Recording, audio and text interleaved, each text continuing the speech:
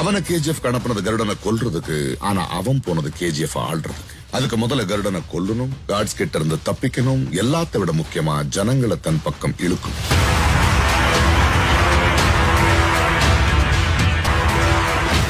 அங்க இந்த 3 கைதிகள்ல ஒருத்தனா வந்து எல்லாருக்கும் முன்னாடி கருடனை கொன்னா.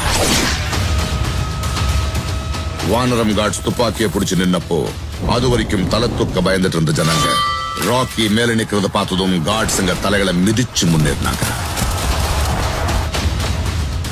மக்கள் ராக்கிய சுல்தானா ஏத்துக்கிட்டாங்க. நீங்க சொன்ன மாதிரி ஒரு கேங்ஸ்டர் இல்ல சார், ஒத்தையா வந்து புகுந்து அடிச்ச மான்ஸ்டர்.